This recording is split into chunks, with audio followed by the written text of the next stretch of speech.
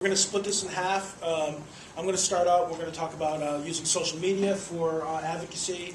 I'll probably go for about 20 minutes or so. Then Josh will talk about how to set up online ad campaigns using Facebook and a variety of other tools. And then we should have plenty of time for questions and answers at the end.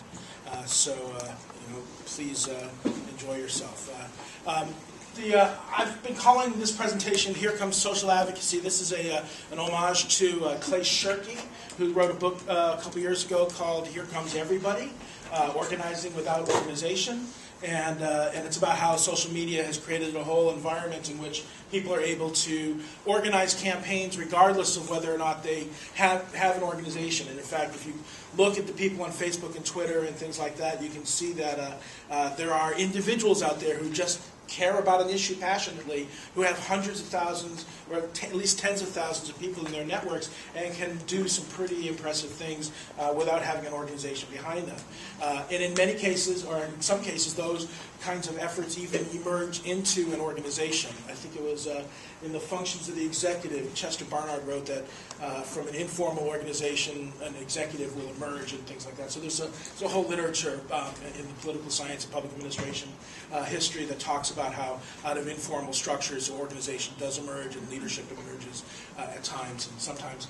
And I think in this case with social media, it doesn't have to become so formal because the tools are so readily available and oftentimes free that you don't really need the overhead of an organization to make things happen.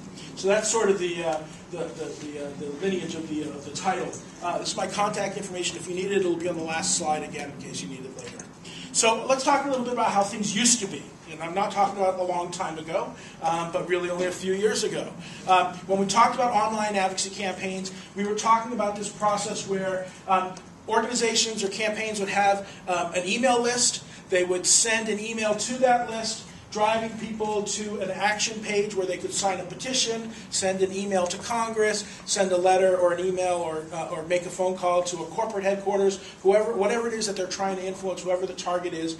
And then that message would get forwarded on to whoever's going to get it. In this particular example, we talk about sending the letter on to Congress or an email on to Congress, and then Congress acts on it. Now, while the First Amendment does guarantee your right to petition the government with grievances, there's nothing in the First Amendment that guarantees that Congress will actually read your letter when they get it. Many offices do. Some offices are not as good. It depends on the issue. It depends on whether they care about the issue, whether they're already locked into a position, whether they think your position is contrary to theirs. Sometimes they may delay reading it until the day after the vote. There's really no accountability because email is a closed-loop communication. Well, when I email as an organization or as a campaign to my activists, only me knows I've sent it, and they know they received it. Although I can't really guarantee that they received it, even though I may have data that shows that they opened the email. They may have opened it long enough to delete it, but I don't know if they received the information. And likewise, when the message gets sent to Congress, you know that they got sent. We can track that, and we can even know whether or not they opened it, but we don't know necessarily whether or not they read it, processed it, responded to it, took it into consideration. And this is largely because, as I said, it's a closed loop. Well, now with social media, things get a little more interesting because now we start to look at a world where there's a lot of places where you can interact with policymakers that's in public. In a sense, if you think about it, members of Congress, and the vast majority of them fall into this category, have set up Facebook pages and Twitter accounts, which are essentially virtual equivalents to a district or a Washington, D.C. office. Because you can go to a member of Congress's Facebook page, and you are interacting with the member of Congress's staff and the member of Congress. But you're doing so in a place where anybody else who comes to that page can see it as well. This is very different from interacting with a member of Congress through email, where only you and the member know whether the member of staff know whether the email was sent and received, or even doing a protest outside the member's office. Well, if you walk by that protest, you can see that it's there. Or if they took a video, if the news was there and they showed up and it was on TV, on the news, and you happened to catch the story at the time that it was showing, well, then you also saw it too. But the thing about doing it on Facebook or on Twitter is that it sits there. And anybody can come to it, and you can always make sure that it's there. You control the exposure. You control how long it sits there on the member's page. You control how often it's being tweeted at them. You can mobilize people to tweet at them more frequently. So now we can send not just email, because we don't give up the old tools, right? We're still doing, knocking on doors, even though we have email, right? The phone didn't make that go away. The email doesn't make that go away. So this is new tools being added to your tactical quiver. But then we can also, in addition to send email, we can alert people by Twitter and Facebook, to activists, to go out and let their member of Congress know what to think. We can give them a set of tools that allow them to, or a set of actions that allow them to go to the Facebook page or tweet online at them, and then that then sends the message to Congress. A couple tools to think about here. In the upper right-hand corner, there's a tool called Actly, ACT.ly. This is a built, kind of a ready-to-use Twitter petition capability. You can always do your own Twitter petition, where you just create a tweet that targets a member of Congress and ask people to retweet it. But with Actly, you can also keep track of how many people have done it. You have a landing page where you can have a lot more information that the member can see when they land on the page, and it keeps track of who's tweeted it, who the most recent people are, who's the most people with the most followers that tweeted it. You can even set it up for a map, so that you can see where the people who are tweeting are coming from, which creates some interesting dynamics. If you're concerned about members of Congress only caring about people from their own district, then a map might show them that people from outside their district are actually participating. I actually kind of think that that's no longer a factor, and I'll talk about that in a moment. We can also send them to their Facebook page, where you ask them to post on their wall. Now, not all members of Congress have a Facebook page, and not everybody who has a Facebook page allows you to post comments on their walls. Only they can post comments on their walls. But all of them allow you to respond with comments in response to something they posted. So even if you can't post something new on their wall, you can always respond to something that they posted on their wall and put your messages there. So there's always workarounds. There's a great website called govsm.com.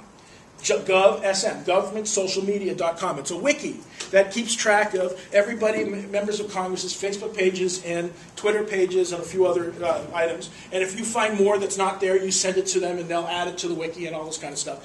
And I like to take a nice little process where if I'm going to target members of Congress using this kind of strategy, I'll create a list of the members of Congress that I'm actually targeting in a nice little spreadsheet. And then I'll have whether or not they're on Facebook, whether or not they accept public posts, whether or not they're on Twitter, what their Twitter handle is, and if they don't have that, what their phone number is, and I can always use an email software program like Salsa or CapWiz or Convio to target them via email. That's sort of old hat at this stage of the game. And then I make a judgment. Well, if I can get people to post on their Facebook page, that's ideal because it's so public. But if I can't do that, tweeting at them, which is not quite as permanent a presentation because tweets come and go, they flow through time. I can also use that. And if on neither of those things, then I can direct them to make phone calls or just send a traditional email to the office. And now I can have a variety of ways to hit people in Congress with the activism message. Now, why do we want to hit on multiple channels? I've already talked about the advantage of social media for doing that, but I think there's another one.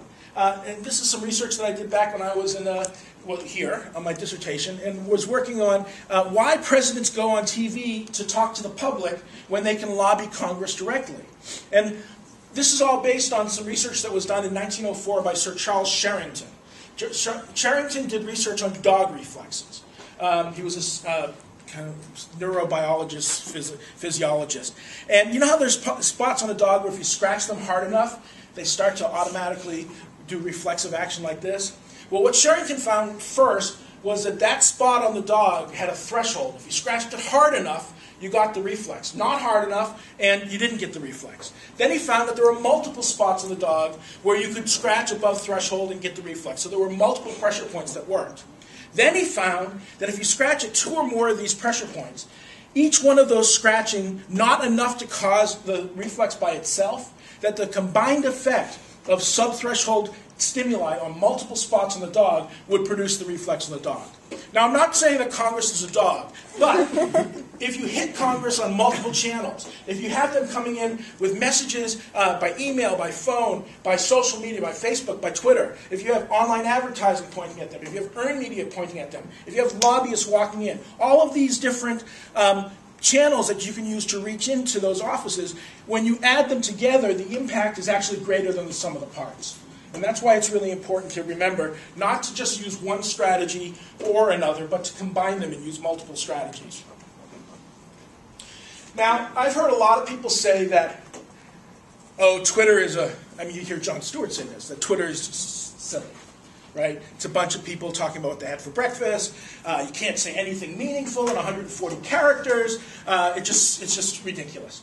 Well, I have a long spiel that goes with this, and I think the first thing to remember is, how many people here have ever heard or read of a haiku? Okay, now, I have gone through several books of haikus, and I have counted characters and spaces. And I have yet to find a haiku that has more than 80 characters. And I get 140 of them in a tweet. Now, you can describe the universe in a haiku. So don't tell me you can't just say something meaningful in 140 characters. If you can't, you aren't thinking enough. You aren't being creative enough. You aren't using your imagination. Because you can do an awful lot with 140 characters. Second, you don't have to limit yourself to a single tweet. You can make a 3-point argument. Premise 1 is tweet number 1, premise 2 is tweet number 2, and the conclusion is tweet number 3. Pop them right out in a row, and you've made a very comprehensive argument. Or you can link to a 10,000-word or a 500-word essay. So you're not limited. And then I think the most important thing that people forget about Twitter is it's a conversational tool. And you can have conversations back and forth with people, a couple of tweets at a time in each direction, and have something that's much, much more robust than just a single message going out. You have a conversation. Now, I want to show you an example of what you can do with 140 characters. Now, this is what I call the anatomy of a tweet. As you probably heard, Congress in the lame duck session passed a law repealing Don't Ask, Don't Tell. All right? We originally had this law attached as an amendment to the Defense Authorization Bill before the elections. We were trying to get people in Congress to vote for this over the summer. And we actually, my colleagues at the Center for American Progress had worked out, or the Action Fund had worked out language for the bill specifically, which said you can vote for it now, repeal it, but it won't go into effect until such time as the President and the Department of Defense and the Joint Chiefs all certify that it's okay. So you can commit as a member of Congress now, knowing that it's not going to go into effect unless the criteria of having the military and the commander-in-chief sign off on it first before it goes into effect. Because everybody was waiting for a DOD report to come out on December 1st saying it was okay, or whether or not it was okay.